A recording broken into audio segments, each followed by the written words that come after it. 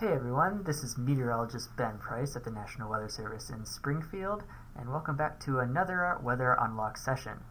This is video 40, and we're going to be talking about humidity. This is a weather term that you may be quite familiar with as part of your normal weather report. You may hear a humidity of 80% and think that it's going to be quite muggy out, but there's actually a lot more to it than that. So without further ado, let's jump into it and talk a little more in depth about what humidity is. So first, what exactly is humidity? Well, there's no trick to knowing what it is. It's simply the measure of water in the air, generally in the gas or vapor form. What makes humidity a bit more complicated is that there are multiple ways to measure it.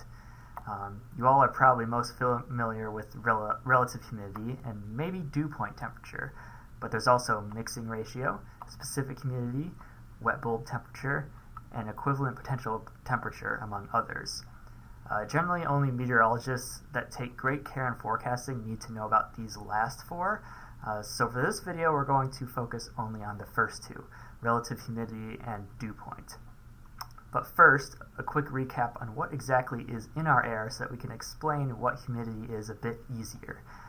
Our air is made up of a mixture of a bunch of different gases, but the most abundant are nitrogen, making up 78% of the air we breathe, oxygen, making up 21% of the air, and then a myriad of other gases like argon, hydrogen, and neon, and of course, water vapor, which makes up about 0.4% of the air, and much of this is found in the lower levels of the atmosphere, where we reside.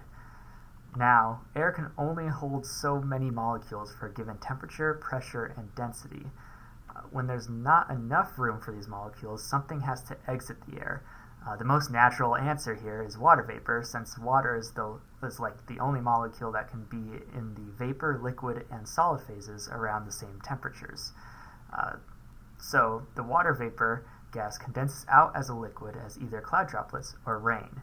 You wouldn't really see liquid nitrogen or oxygen condense out of the air. It needs to be super cold for that to happen. So now that we've got the basic understanding under our belt, let's talk about the most common form of portraying humidity, relative humidity.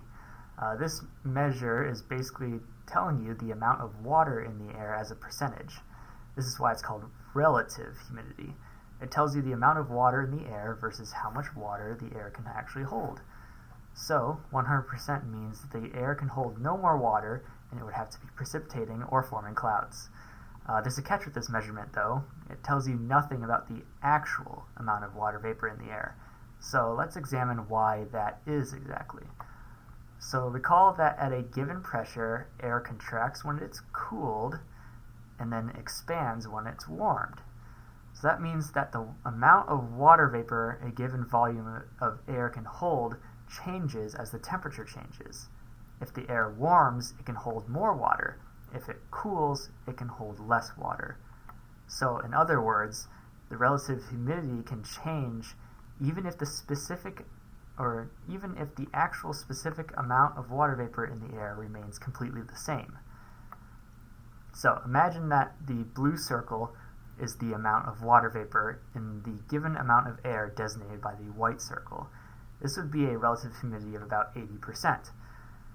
If we increase the temperature, the air expands, but the amount of water vapor stays the same. You can see there's a lot more white space. There's a lot more room for more water vapor.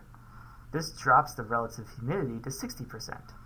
So, increasing the temperature decreases the relative humidity, and vice versa, decreasing the temperature increases the relative humidity, assuming that the amount of water vapor in the air stays the same throughout that whole process.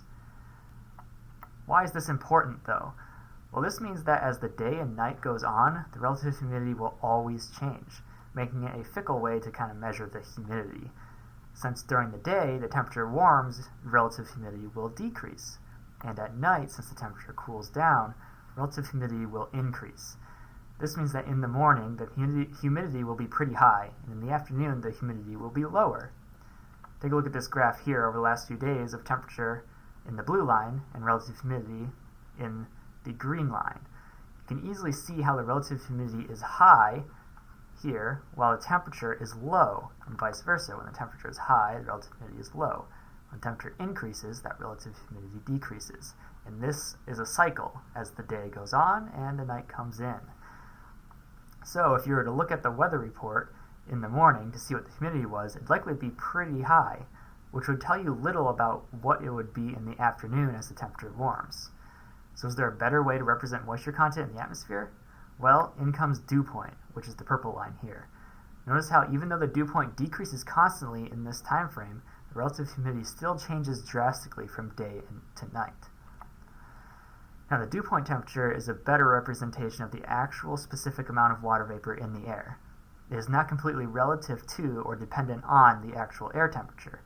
Essentially, the dew point temperature marks the temperature at which the air needs to cool to for the water vapor in the air to condense out into liquid droplets.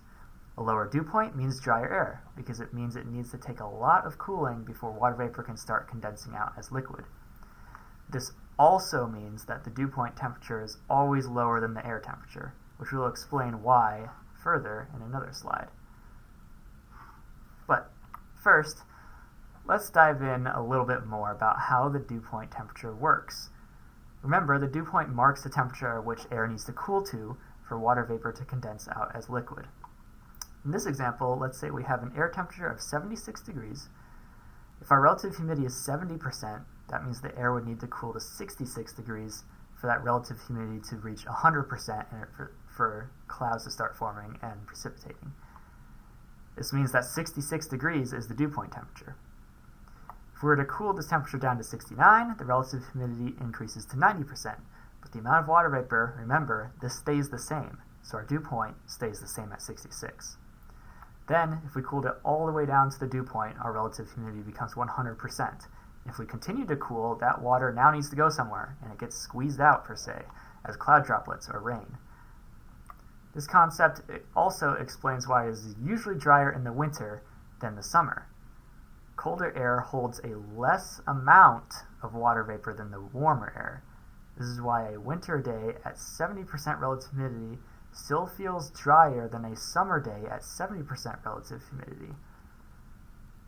Taking a look at the graphic on the right, the colder air is more contracted, so it holds a less amount of water vapor, even if, in a relative sense, the water vapor takes up 70% of the volume that it can.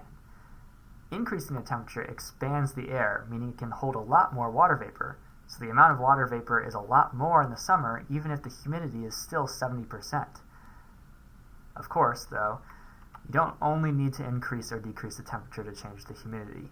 You can always add water vapor into the air through evaporation and or advection or whatever else. So, now that we've explained both terms, what does these terms mean for our weather? Well, most obviously it creates clouds and rain. If you take a parcel of air from the surface, down here, and say that parcel has a temperature of 87 degrees and a dew point of 65 degrees, that means it needs to cool to 65 degrees for clouds and rain to form. Well, during the day, it's not exactly going to cool, it's actually going to warm. So how do we cool it down to 65 degrees? Well, if this air rises, it will cool, since the atmosphere is colder as you go up. Once it cools down to 65 degrees, in this case, up at 4,000 feet, then you get the clouds, and if there's enough moisture, then you get rain. Not enough moisture means no rain, and usually that means that the air can't rise anyways, since humid air is actually lighter than the drier air. And now, if you haven't put two and two together yet, the dew point is the temperature point at which dew forms. That's a very conveniently named term. At night, if the temperature near the surface cools all the way down to the dew point, the water vapor will be condensed out as dew and or fog. This is why fog usually occurs in the morning, since that's the coolest time of the day. And fog and dew best occur on clear nights, because clear nights allows the heat of the day to escape away into the atmosphere better, allowing the air to cool down further, potentially reaching the dew point.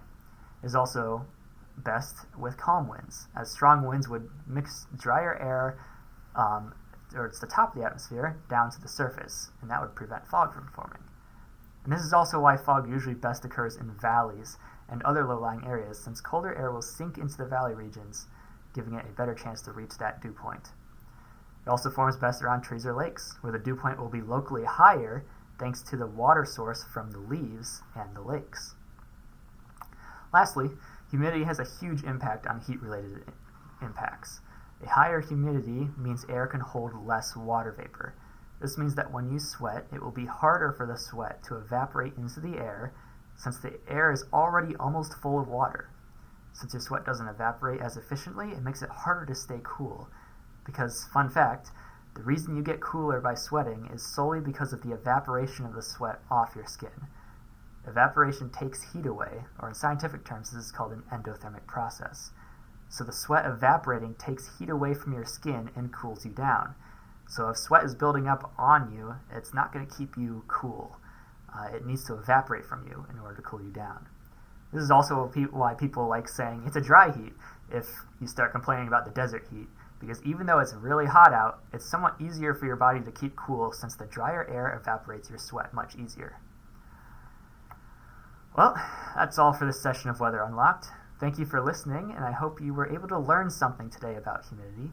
Make sure to follow us on socials for any weather information, and stay tuned for the next session, which will be on the topic of drought, or in other words, the lack of humidity for an extended period of time. That's it for me. Bye now.